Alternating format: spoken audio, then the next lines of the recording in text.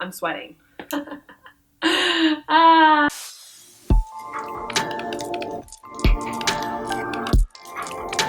Hi guys, it's Katrina aka Ninni, and today's video we're going to be talking about how my grief manifested itself. How it reared its ugly little head. How my behavior overnight basically changed. Did a 180, and I was no longer resembling the human I once was. Fun topic!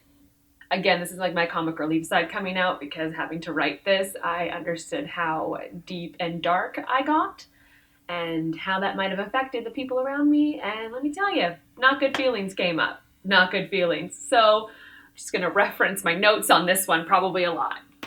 So I feel like it's important to talk about how my grief manifested because I felt like a lot of the things that I was saying or doing or feeling or experiencing after Michael's passing were strange and abnormal. And it wasn't until I started doing my own research and going to counseling that I actually realized a lot of the things I was doing were completely, normal in terms of the grieving process. A lot of people will say that grief is invisible, and it largely is. But if you know somebody that is grieving, you can kind of make it more visible if you know what to kind of look for, and if you really know the person that's going through it, and you can kind of recognize that they are no longer acting like the person that they once were. And when you're grieving and you start acting differently than what people are used to, then you might not feel like they know how to deal with you. And that's completely fair for them to think and feel like you're a completely different person because, hello, overnight your life has changed. And to them, this person that they've known for like X amount of years is now no longer resembling the human that they once were. And sometimes people can feel that when they don't know something and they don't understand it, and when they don't understand it, they could reject it.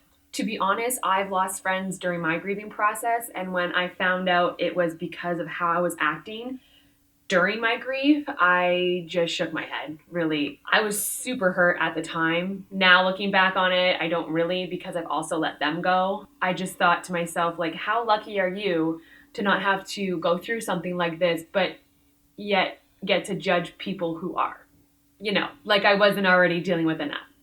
If that was how somebody was choosing to act, I really didn't take it as my responsibility to get them to change their minds. So like that scene in A League of Their Own with Rosie O'Donnell when she's ripping up that photograph of her boyfriend and tossing it out the window, well, so long, Charlie. But the people that are going to stick around in your life are the people that are going to realize that when you're no longer answering their phone calls or texts or messages or not wanting to hang out with them, are going to take themselves out of that situation and realize that you are going through some and you don't have the energy to answer a text or to hang out with somebody. You barely have the energy to lift your head off the pillow right now. Let's be real. You want to shower? That's great. I barely showered. Whatever, that might be TMI, but look at the videos I'm doing, all right? We're going to be sharing some. They are going to realize that they aren't the problem, that you were just going through some and you can't process anything. You literally cannot process anything right now. But once they understand that, and it will take time for them to understand that because it's hard to deal with seeing somebody that you're very close to go through the grieving process. But once they understand that, they'll be able to be there for you and show up for you in the ways that you need them to.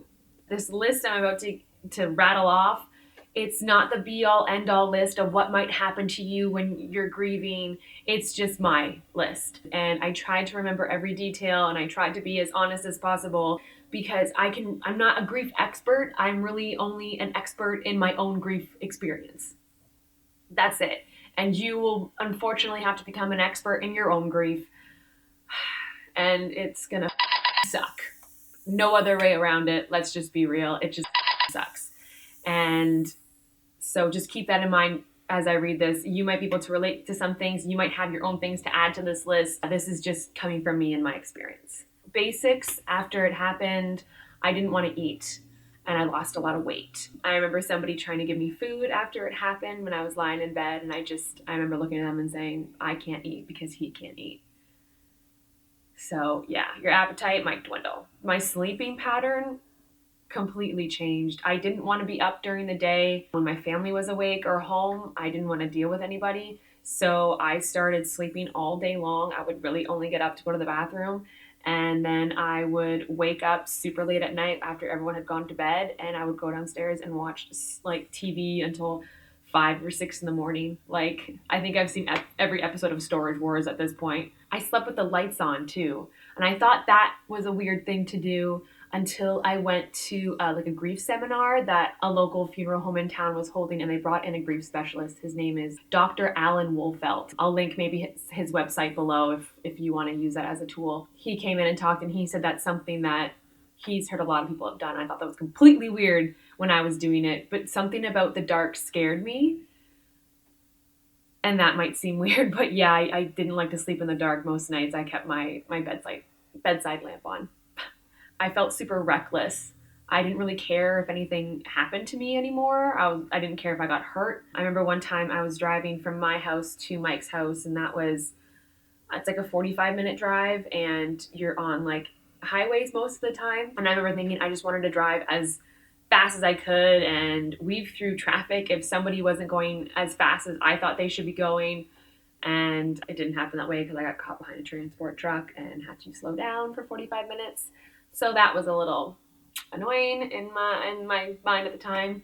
I did anything and everything to figure out what happens to us after we die.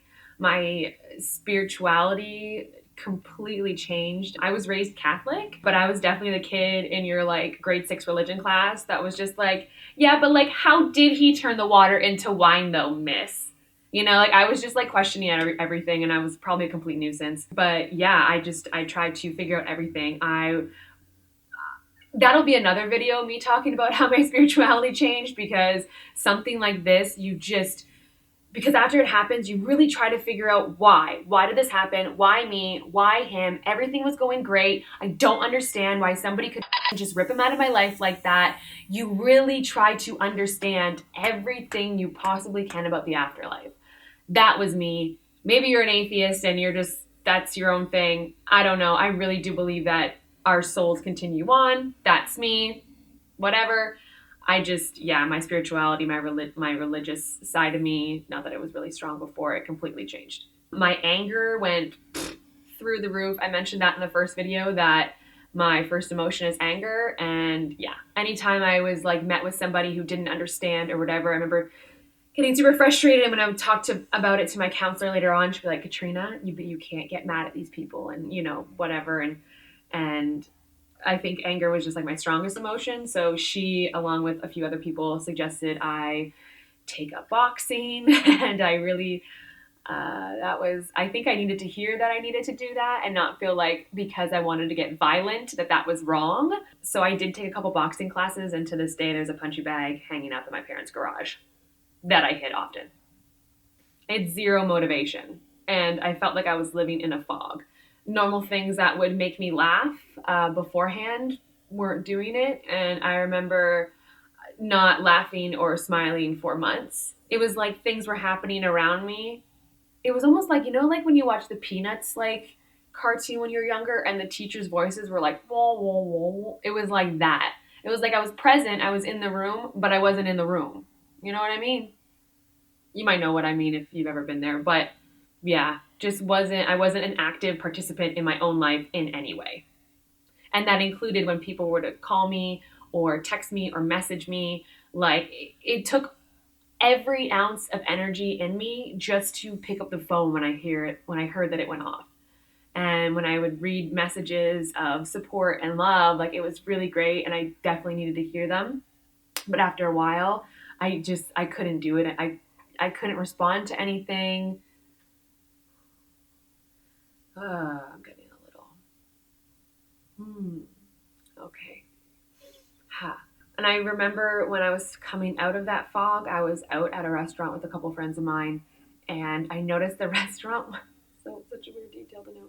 I remember the restaurant not being as noisy as it once was, and I looked up and saw a bunch of soundboards. And if you've been in a restaurant and you see like the kind of like foam boards up everywhere, they're there to reduce the noise and to absorb it. And I remember looking up and being like, oh wow, they added soundboards. Ugh, finally, this place was such a pain on my ears. Like, da da da. And then I remember that comment made like one of my friends tear up, and she was like, Nin, you're coming back.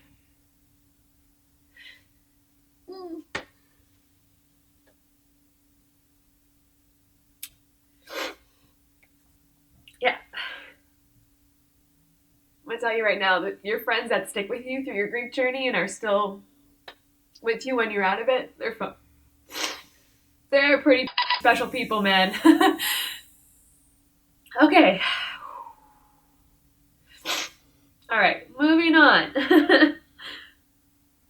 I didn't want to go out at all.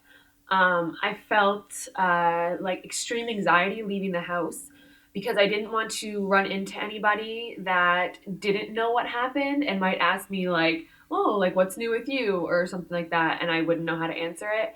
And on the flip side, I was too afraid of running into people that did know what happened that like might show me just like copious amounts of pity and, you know, maybe start asking me questions about it, which was not what I wanted to deal with because the denial is real when you go through this. And I think that's probably where the anxiety would spring up is because dealing with those instances like just chips away at your denial, makes things way more real than you'd want them to be.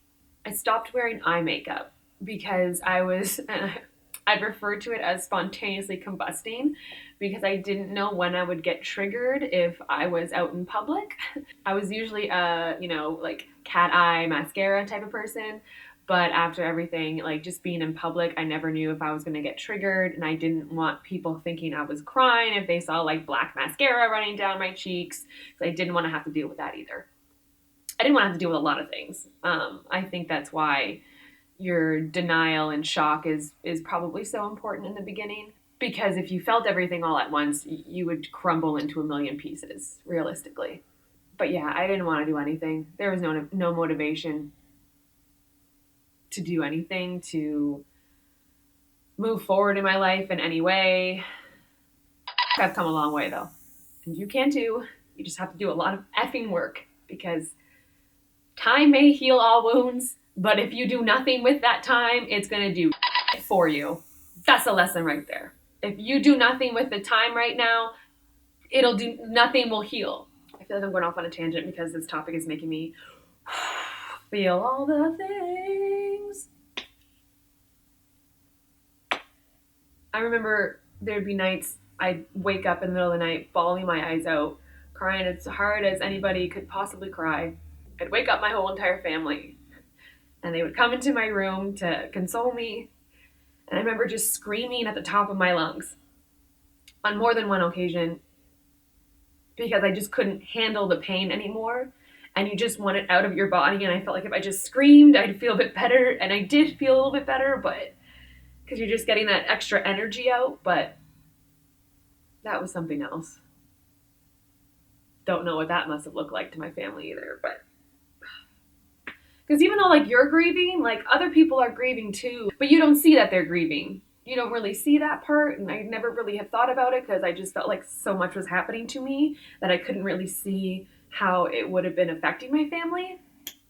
My compassion increased. Like my capacity for compassion increased because I remember like having to walk out in the world in public afterwards, sans eye makeup and living in my own little fog bubble. And sometimes I think I would get like strange looks from people and thinking like, man, they don't know what the I'm going through right now. They don't know what the is happening in my life. And I remember thinking, oh, whoa, like having this like moment being like, man, I don't know what other people are dealing with right now. And I feel like that's when my capacity for compassion increased. Not that I was a terribly judgy person beforehand or anything like that, but I just felt like I understood more about how everyone just deals with their own stuff. And we all have it, especially the older we get. I think I'm going to stop there. I think I've said everything on my list. There might be more I could even add to this list if I really, really sat down and thought about it. But like I said, this is just a lot to think about, and I got to know where my boundaries are too. If you've made it to the end, thank you for watching. And I said it in my last video, I'll say it now. If you've been dealt this card, it's tough and it's horrible to deal with, but I'm living proof that you will make it through, and you just got to put the work in. That's it. You just got to be able to send enough love to the person that you lost and recognize that they would want you to be happy, and maybe use that as motivation on the days where you don't feel so great. That's what I used to do too. And I still do sometimes. I put out new videos every Wednesday or Tuesdays if I'm feeling really motivated. Stick back around. I've got some other videos too that I posted. Check them out, especially if you're dealing with this or know somebody who is. Thank you for educating yourself today, and I'll see you next week. Okay, bye guys.